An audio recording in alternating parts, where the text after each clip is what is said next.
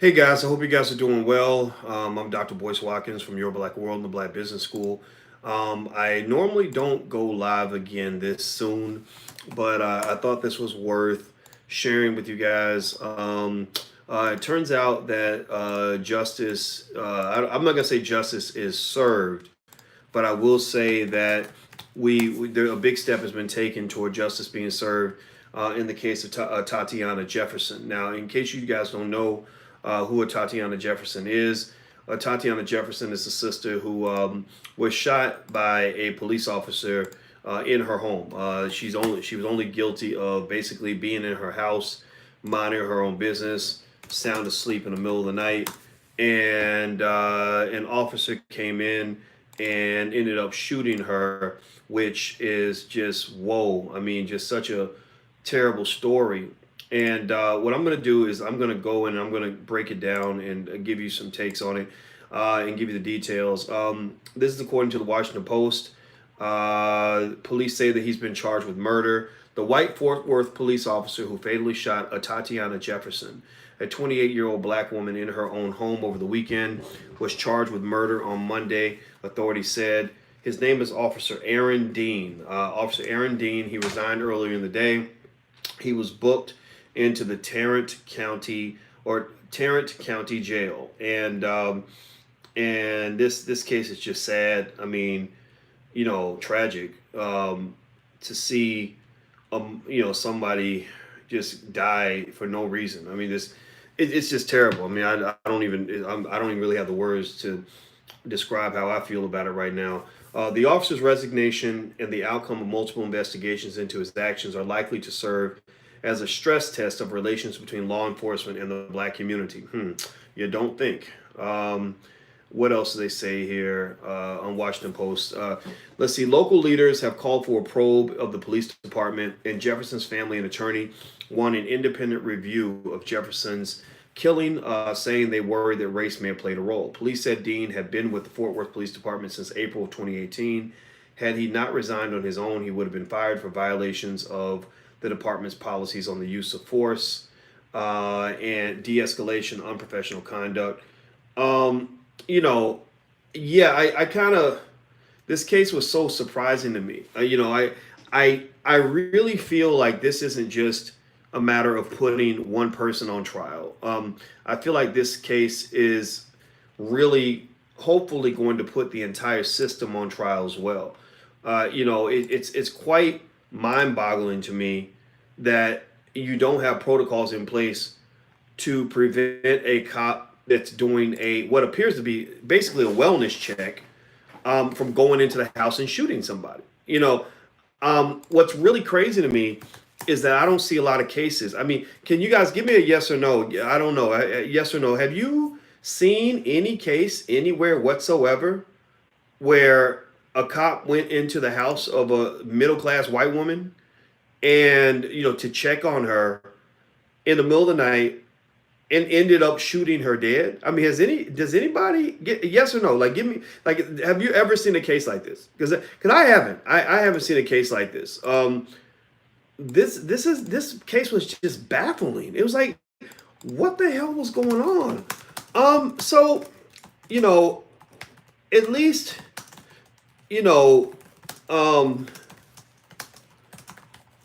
at least there is justice that appears to be served in this, but I really think that it should go deeper than just figuring out how to punish one guy.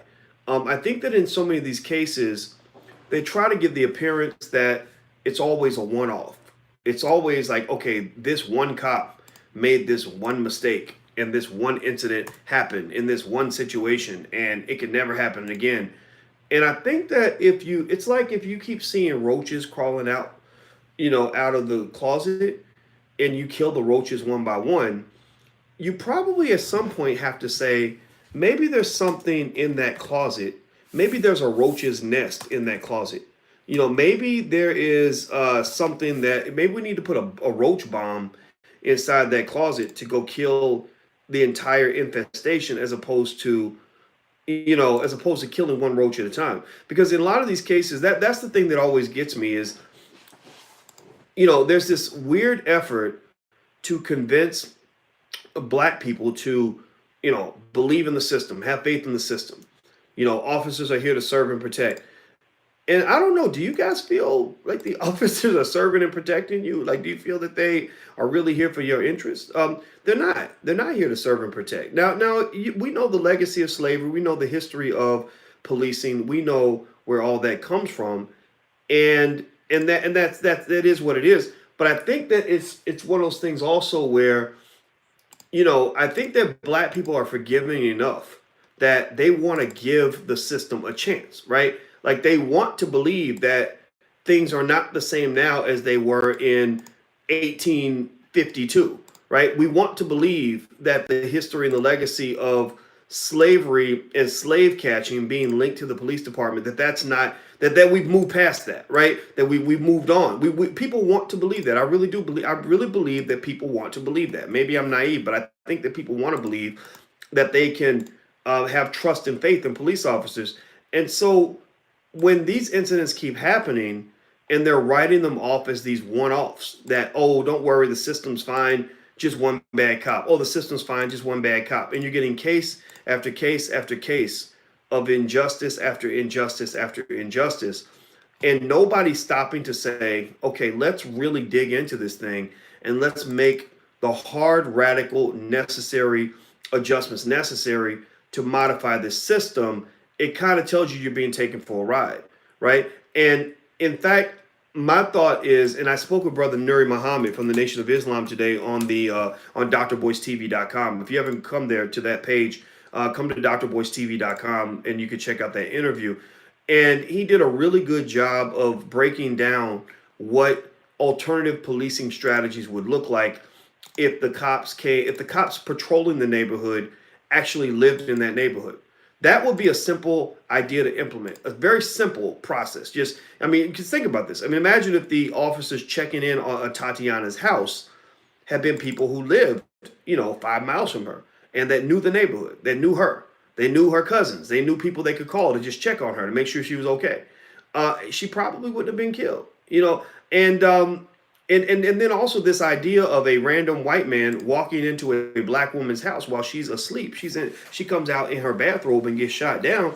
That's not going to happen in a white neighborhood. Ain't no white lady ever going to wake up and find a black man in her house ready to, shoot everybody up. She's just not going to find that.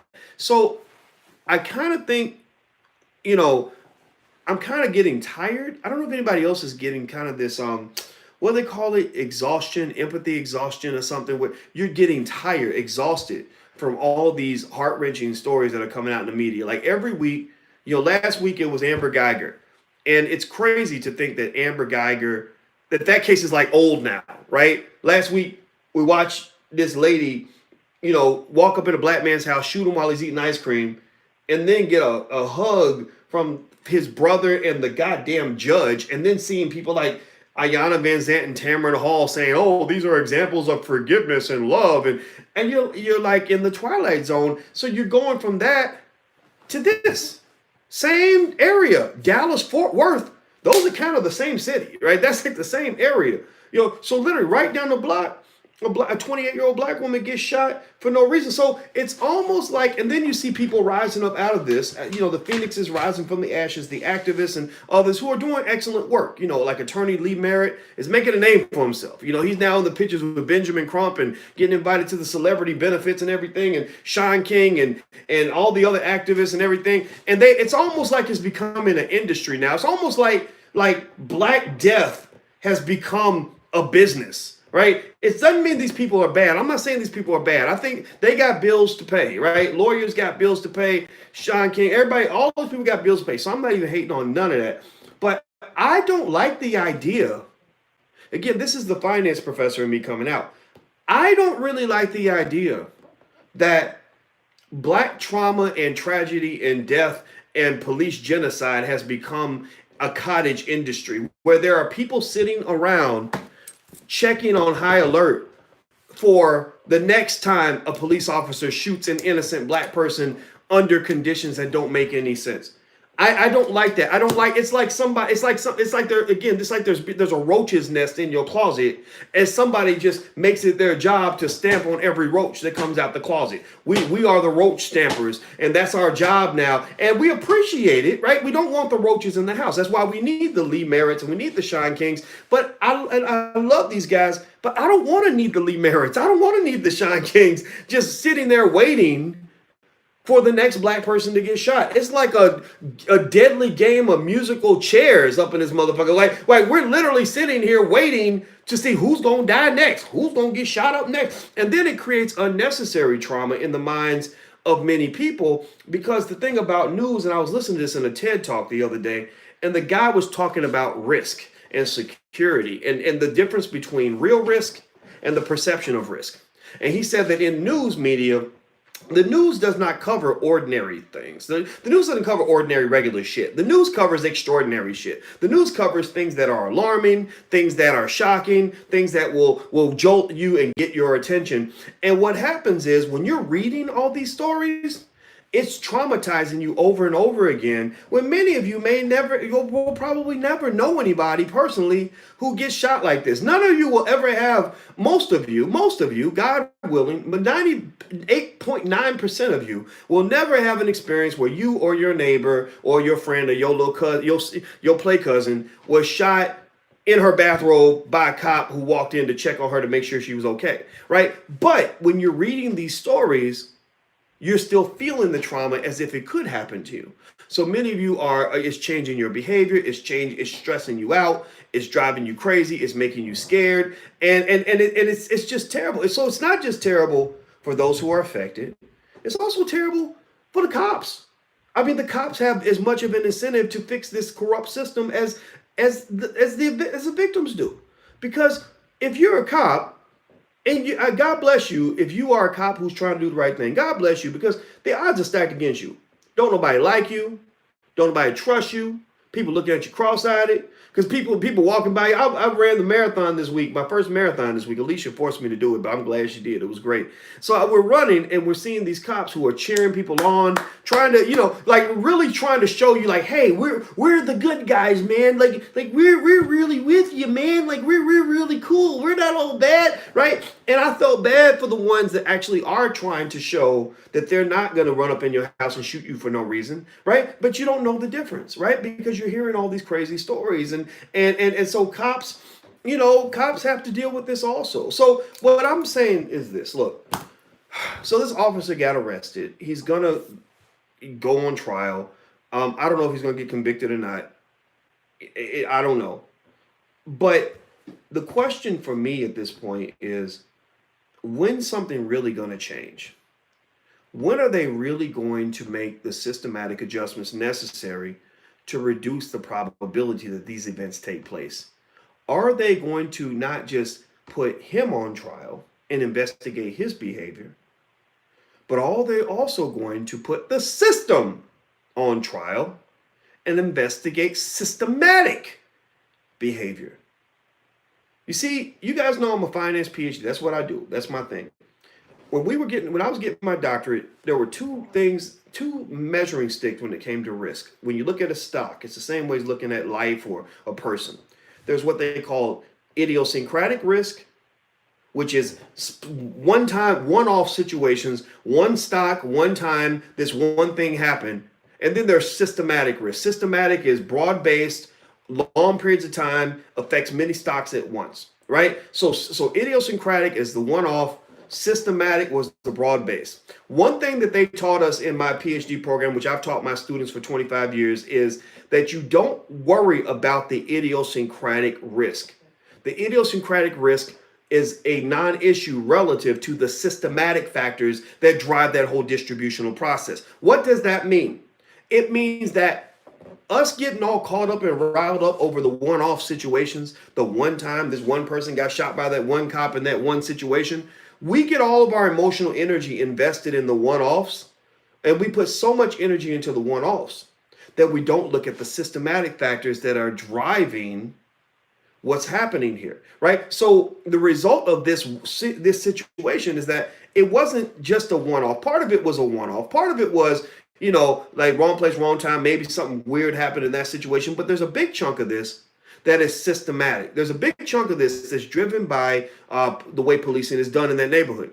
There's a big chunk of this that's driven by the training that this officer received, assuming that he didn't wake up with a death wish and decide he wanted to go to prison for the rest of his life for murdering a black woman while she's in her bathrobe. I don't know. If that's the case, then all bets are off. If he's that kind of person, if he's a homicidal maniac who woke up that morning and said, I'm going to go find a black lady at 2 o'clock in the morning and shoot her so that I can be hated by the entire country and go to prison and be away from my family for the rest of my life, then that's off. But if he wasn't the Joker and decided he wanted to do that, my point here is to say, why don't we go back and we study how these officers are trained and how policing is done?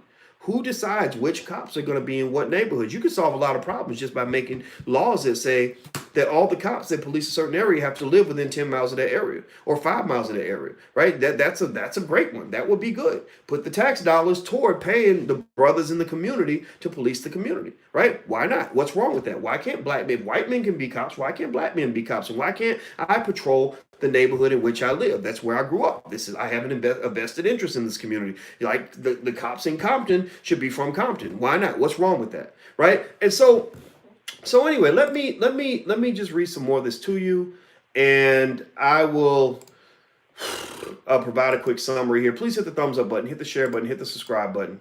If you haven't done that yet, please do that. And also, by the way, we actually are putting together a list of black-owned businesses so that people can go into a searchable database and find black businesses in their community. So that's our contribution. That's one thing we want to do to help support black businesses. So if you have a black-owned business, then please go to theblackbusinesslist.com. You guys know we have the Black Business School. Well, now we got the Black Business List. So go to theblackbusinesslist.com, list your business, list all your information, city, state. It doesn't matter what you do, whatever your business is, put it in there. And what we're going to do is we're going to create a searchable database. The expected release date is going to be the first of the year, 2020, January 1st, 2020. And we're going to put it out, and people can go in there and search and find black-owned businesses in their community. So please go to theblackbusinesslist.com and list your business. Just make sure, you're not swindling people and stuff, because I don't want to deal with that crap. All right, so let me see here. The officer, Aaron Dean, resigned earlier that day. He was booked in the Tarrant County Jail. The officer's resignation and outcome of multiple investigations into his actions are likely to serve as a stress test of relations between law enforcement and the black community in the region, which is still reeling from the earlier fatal shooting involving a white police officer and a black victim. Local leaders have called for a probe of the department, and Jefferson's family and their attorney want an independent review of the killing, saying that they worry that race played a role. Police said Dean had been with the Fort Worth Police Department since April 2018, so he was a cop who had only been on the job for about a year and a half. Had he not resigned on his own, he would have been fired.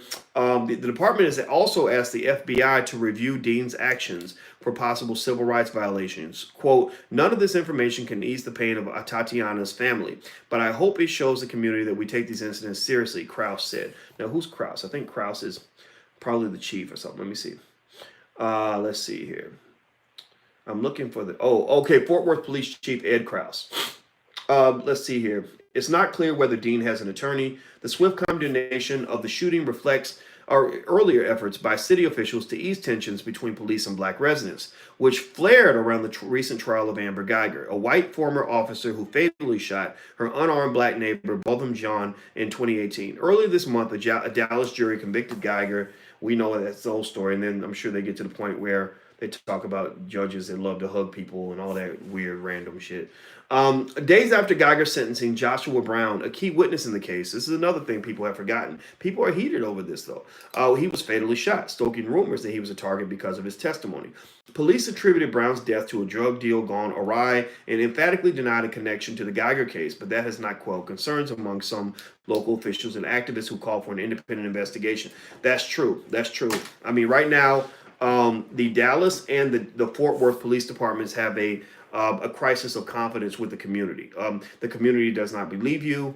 You have no trust with the community at all. If Joshua Brown had been killed under any other circumstances, or better yet, scratch that. If he'd been killed and the investigation had been done by somebody other than the Dallas police, I think that it would have had more credibility.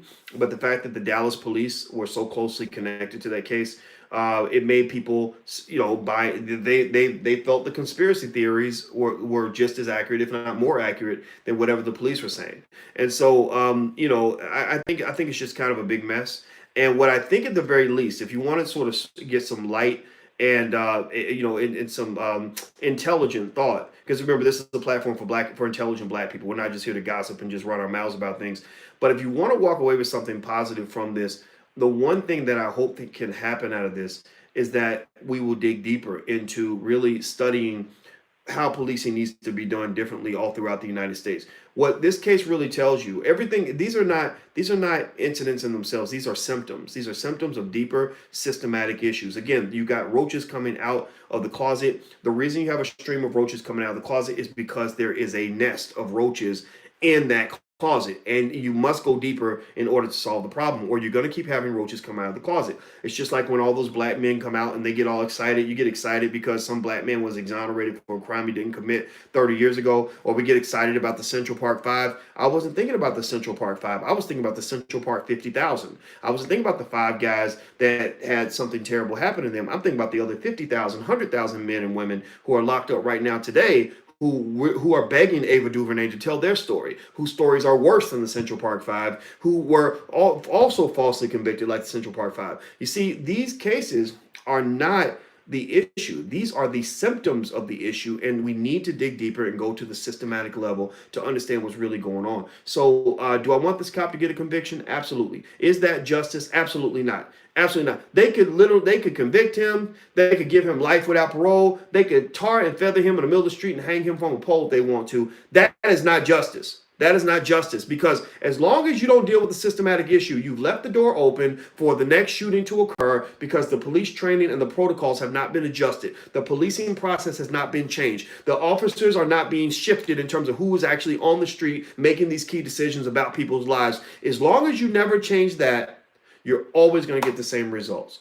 So that's what it is. I'm going to keep saying it till the day I die, because I'm sure ain't nobody going to listen. I'm just a Negro who's running his mouth. What do I know? What do I know? I'm only a guy who's been teaching college students for 25 years. I don't know shit, do I? I ain't got no sense. I don't have a brain in my head. Anyway, let me just shut up. This whole situation, I think I'm getting exhausted, honestly. I'm getting a little bit tired of being sad every week. I just can't. I don't have it in me. I don't know if anybody else feels this way or not, but I don't know if I have it in me to be sad every week. At the very least, I can be mad for you. But being mad is going to mean I'm going to be a little bit redundant, because every week I'm going to say, oh, there's another symptom. Oh, there's another symptom. Oh, there's another symptom. It's like when Rick Ross kept having those seizures because he kept drinking lean and eating pork chops, right? And I'm like, yep, well, there's another. Oh, he had a seizure. That's another symptom. Oh, Rick Ross. Ooh, he better quit drinking all that lean, right? It's the same way. As long as you keep on injecting poison into the process, then you're going to keep getting these crazy, ridiculous outcomes. And I don't think that we understand that yet as a society, because we are all addicted to this thing called white supremacy. All of us. You too. Black people too. Y'all love white supremacy as much as white people do, because then that's why y'all tolerate that shit. And I'm tired of the fact that this has become an industry that literally, now you got attorneys building their whole career off of waiting for the next civil rights case. Think about this. First thing they do when these cases happen is they set up a GoFundMe account. Why do they set up a GoFundMe account? Because the lawyers are like, we about to get paid, y'all. Now, I'm not dissing the lawyers. They do have fees. It's expensive to run a law firm. But unfortunately, you get to the point where you're creating the wrong incentives, right? You become, the Black Gloria Allreds, where the first thing you do is just setting up something where you can collect money to make sure all the legal fees are paid. And I'm not saying that that's bad. I'm not saying it makes them corrupt. I'm just saying that Black death should not be an industry. Black trauma should not become an industry. Black trauma should be something, it should not be a social disease that is simply managed with expensive medication. It's supposed to be a disease that is actually cured. And the problem is that in many cases, there's no money in the cure. Everybody just wants to manage the disease. So I don't want to see that. I want to see a world where we don't have attorneys becoming very popular and famous and activists rising up because they're talking about whatever, the latest incident of whatever the latest police shooting happens to be. I don't want to live in a world like that. I want to live in a world where I can trust cops. Fuck. I mean, forgive me for saying this, man, but I don't like looking at cops and feeling like, damn, like, you might shoot me today. Like, I want to be like, hey, thank you for your service. I appreciate your service. I grew up around some good cops. Probably some of them were bad, but my dad was a cop. I want to trust the police, but if the police want the public trust, they have to humble themselves enough to dig into the systematic problems that are causing this mistrust to exist all throughout the United States. Because I think police dislike is at an all-time high. And if I'm a cop, I don't want to go into a profession where everybody hates me because they see me with my uniform on. There was a time when you put on that uniform and people applauded you. Your mama was proud of you. Your cousins were like, yeah, my cousin's a police officer. People liked that back in the day. Now nobody likes it. So now nobody wants to be cops. And who's going to become a cop? Well, George Zimmerman will always be happy to register and enroll in the police department. A white supremacist will always be happy to want to be a cop, right? Some crazy MAGA hat wearing white boy out of Tennessee will always be glad to join the cops, because now what's happened is you've taken the police and gone right back to the overseer role. Instead of officer, they're now overseers again, and they enjoy that job. So when you make policing into a job that no decent person wants, then you're always going to attract indecent people. And that's going to be your bigger issue that you're going to have. And it's going to make it even worse. So that's my 2 cents. That's my analysis. That's my breakdown. Please hit that thumbs up button. Please hit the share button. Please hit the notification bell so you'll be notified when we go live. Those of you who are watching, I'm pointing at you right now. Please hit the notification bell. That's really important so you'll be notified when we go live. This is Black TV for smart Black people. This is what we do. This is how we break it down. And don't forget, if you want to list your business, go to theblackbusinesslist.com, theblackbusinesslist.com. What I want to do is help create circulating economy where Black people are buying from Black people. So theblackbusinesslist.com is a place where you can put your business in there. People can find you. Also, don't forget, I'll be in New York on October 27th. You can go to drboycenewyork.com if you want to go to our day-long investment seminar. We're going to spend 8 hours in a room with you and a bunch of wealth builders and a bunch of people that look like you. And we're going to talk about wealth building in our community, but also how to invest, how to buy shares of stock, how the stock market works, all that stuff. So feel free to join us in New York. You can fly in if you want to. I think you would enjoy flying in. It's going to be great. So please go to drboycenewyork.com if you're interested. And just for the record, just in case you guys wanted to know, I did get a text from Charlemagne the God, and I think I'll be on the Breakfast Club that week also. So you'll be ready to see whatever crazy shit that I say on the Breakfast Club the next time I come on, and hopefully I won't say anything too stupid. So we did have that conversation. So I'll let you guys know how that progresses as time goes on. So take care, guys. Have a good day. Love you, and I'll see you soon. Be good. Peace.